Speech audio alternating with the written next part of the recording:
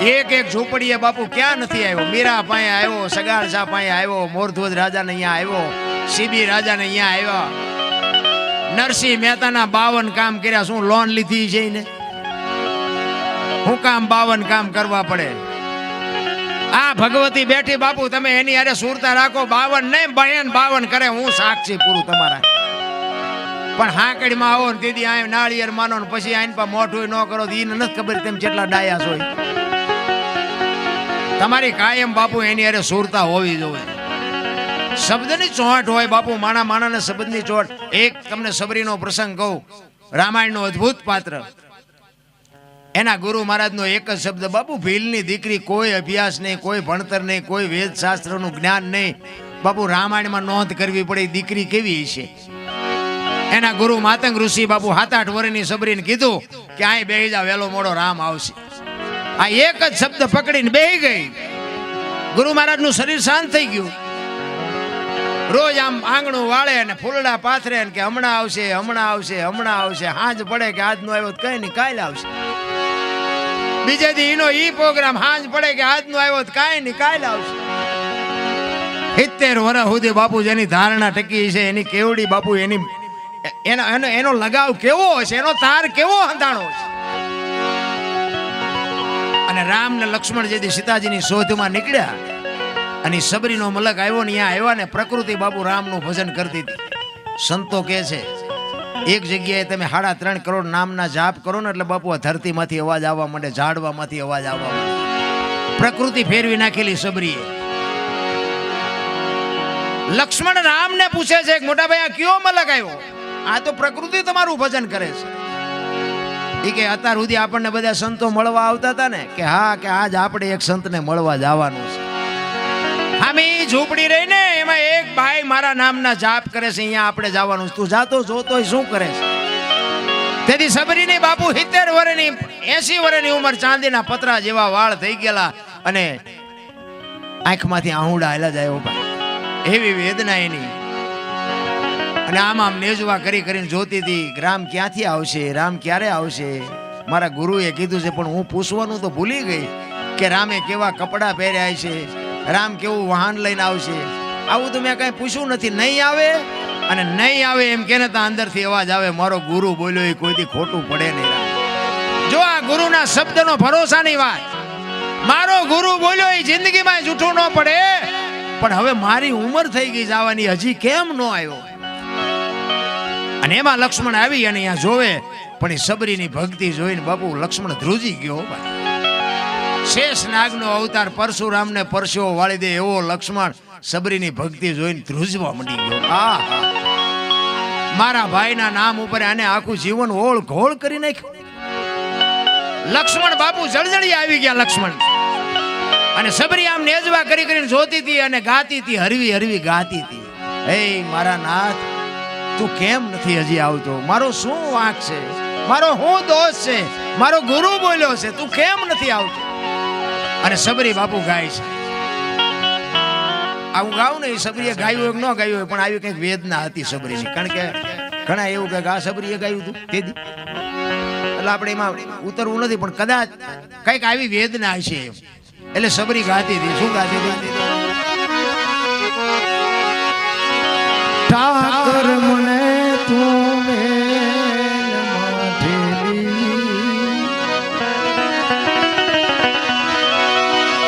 ઠાકર મને તું મેલ માઠેલી, અન તું છો એ કલનું બેલી. કાલા ઘેલાય મેં તારા કેવાય જપીએ તારા જા.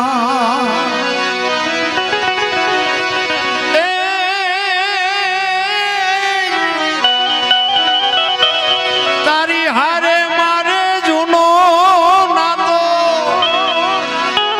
આપણા બધાને છે પણ આપણે ભૂલી ગયા છે. સબરી કહે છે મારે તારી હારે જૂનો નાતો છે, ને આપણે નથી. આપણે છે પણ આપણે આ રૂપિયા માયામાં બાપુ ઊંસા જ નથી આવતા. સબરી કહે છે તારી હારે મારે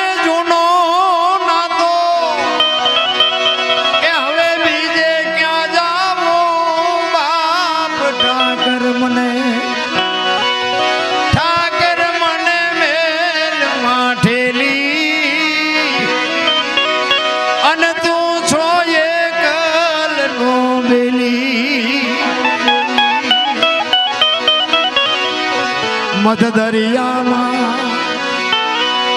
એ મારું આણ પડ્યું છે ને થાય છે હાલકનો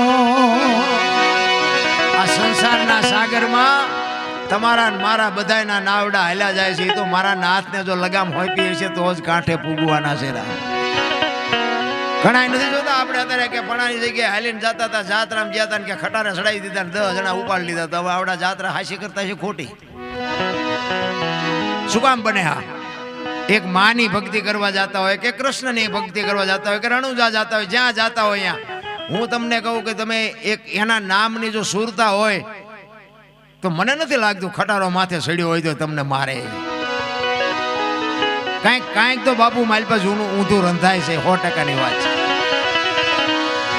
એટલે સબરી કહે છે કે આ સંસારના સાગરમાં આપણા બધાયના ઓડા હેલા જાય છે, પણ એ તો મારા નાથને હોપી દો તો જ બાપુ મેળ પડવાનો છે. બાકી આમાં બુદ્ધિનો કે વિજ્ઞાનનો બાપુ વિષય જ નથી. નકર અત્યારે આખી દુનિયામાં તમે જોવો બધા બાયું ચડાવે, કોઈ નાતને બોલાવ્યા જેવી નથી બોલાવી. નકર હું તો એમ કહું છું કે 18 વણમાંથી એક ને બોલાવો ને એક હોળીમાં બેહારો ને હોળી દરિયામાં વેતી કરો ને ખીલી જાય એટલું પાંકું પાડો. એટલે પાણી કાઢવાની મહેનત બધા હરખી કરે. શું કામ? બુડે છે. હવે બુડે પછી એક થવું તો પહેલા મરો ને પછી કઈ અમારા દરબાર હોય ના નો પડે, કાઢો ને મરશું. અહીંયા બધા હરખા થઈ જાય. કોઈ એમ નો કે અમે ઊંસાય છે નિસાય છે, કોઈ નો બોલે. એટલે સબરી કહે છે મધ દરિયામાં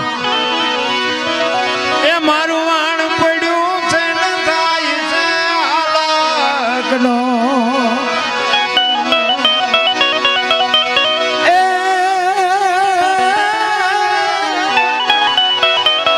અમારા વાણનો ખારવો બની